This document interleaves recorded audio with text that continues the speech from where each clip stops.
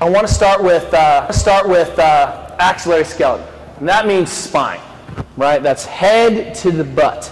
So let's start there. Who has a low back issue? Ache. Who wakes up stiff in the morning in the low back? What the hell? I got 50 pull-ups. Why am I stiff? You cannot take a piece of the body out of context and not know that what happens downstream or what happens upstream doesn't affect the thing you're talking about. If you have really, really tight hips, you know who I'm talking about, men particularly in here, right?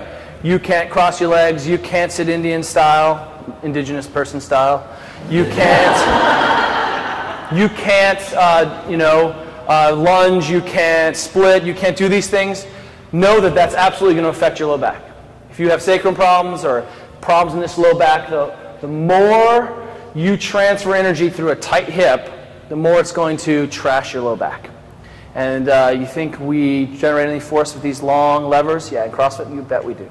So understand that we can't talk about these things kind of one-on-one without kind of taking them out of context, but we're going to attempt to do that a little bit, okay? So what we've got here is most important is we're thinking about spine is from here to here.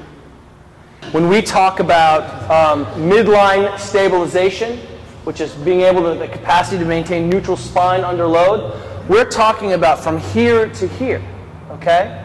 So go ahead and get into a good deadlift setup for me real quick.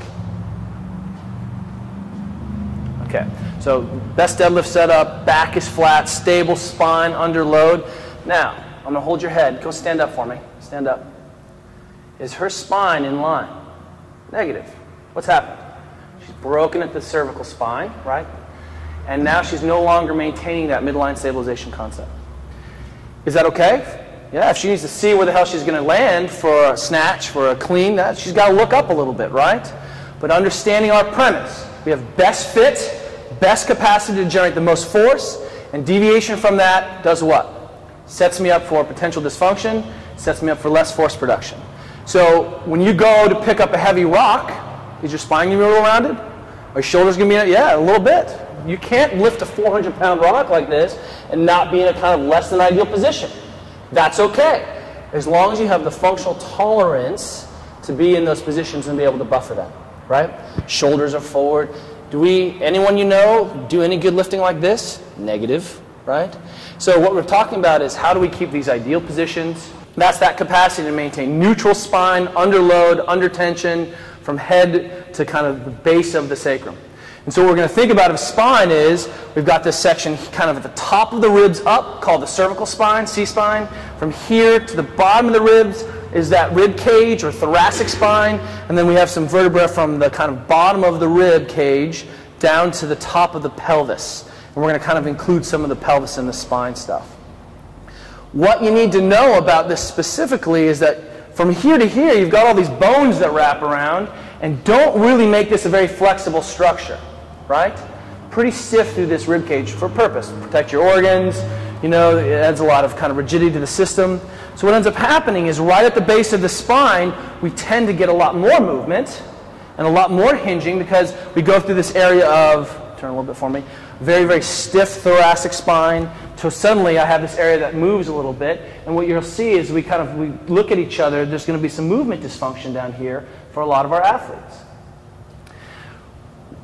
Men, low back. If you have any low back dysfunction and you're looking at the system that pulls you into bad positions, we're talking about hamstrings, right? We'll come back to this. But understand, being able to stay in this neutral position means that we need to make sure we're optimizing both sides of the joint from down below to up top. And that includes thinking about where our head is in a lot of our movement. Okay? So some strategies for stabilizing this thing. You've got some big prime movers of the spine, some big strong muscles. One of those muscles is the psoas. Everyone know the psoas? Have ever heard of that? Yeah. It's the filet mignon of the human being for you paleo eaters. Okay? It attaches literally from next to the spine up to the kind of L1, and now we're finding out it comes all the way up into the thoracic spine. Some interesting fibers up there. It runs down across the front of the pelvis here and becomes one of my prime hip flexors. We talk about the glute ham demo. Remember the glute ham setup? We have everyone fire their quads. Why do we do that? Take the load off the psoas a little bit, right? Help to protect the pelvis. We'll come back to that in a minute. So I have this big psoas muscle, I have this big six-pack, also refers to moving the spine, right? Those muscles, along with some of the bigger kind of exaggerated erector muscles of the back, are the big muscles that do all the prime moving. The glutes are part of that. The lats tie into this. But what we want to do is make sure that we start moving from a better model of stability, and that's using the deeper stabilizer muscles to set up a foundation for the movement that then occurs from the big muscles. And what we see all the time is that our athletes, for start, don't have a kind of a concept of what that's about. In the back here, there's a big sheet of connective tissue called the thoracic dorsal fascia. And fascia is a fancy word for connective tissue. It's a big sheet.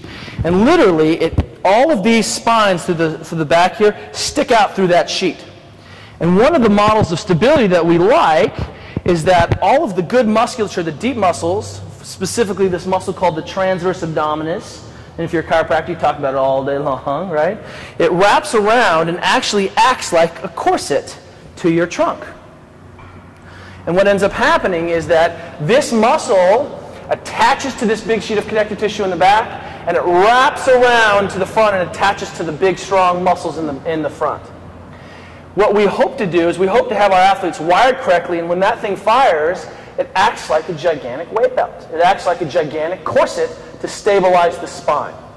One of the cool things about that is that it makes us more effective, it makes our abdominals work because we end up having this hoop tension around the midline, which acts to increase the leverage of things like the stomach muscles. More importantly, though, is that if we can get that, thank you, if we can get that transverse abdominis firing early and correctly, then what ends up happening is we stabilize the spine more effectively.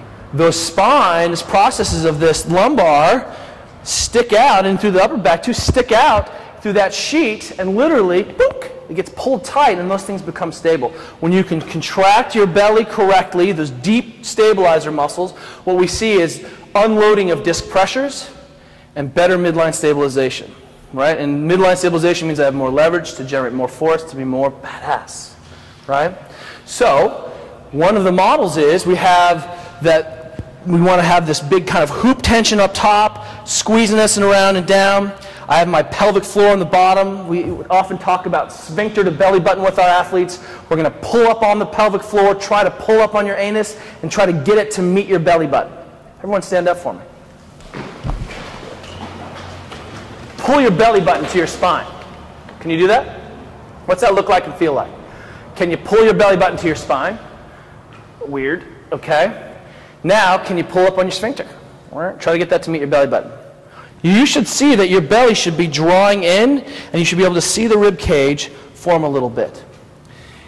That creates bottom pressure, around hoop tension, and then my diaphragm boop, becomes the last piece under big load that acts like a big plunger to stabilize my spine. That's why we hold our breath under big load. So if I take a big breath, everyone take a big breath, did your belly come out? Did you give that big tension away? Chances are you did. Keep that belly tight, belly button to spine, pull up on your sphincter. Now take a big breath. Did you get tighter? Yeah, absolutely. Now hold that and drop into a squat. Did you feel how that came under more tension? Absolutely. Now we're strong and stable again. Let go. Let your belly go. Let your sphincter go. Whoa, instant back pain, huh? Anyone have noticed that? What you'll find is that we often get into this deadlift position or swing position or setup position and we don't have correct pre-tension or correct movement preparation. We haven't put our spines into the right spot. And oftentimes we're not coordinated well enough to be able to do this into a good position or start to be able to generate this right stuff in a position of emphasis. So stand back up for me. And I want you to just fold forward for me and touch your toes. Fold forward and touch your toes. There should be no problem. Okay? What should have happened is that your pants should have gotten loose. Did they get loose? So your pants in the front should have gotten loose because you're pulling your belly button forcefully to your spine. Does that make sense? Drawing the belly up and in.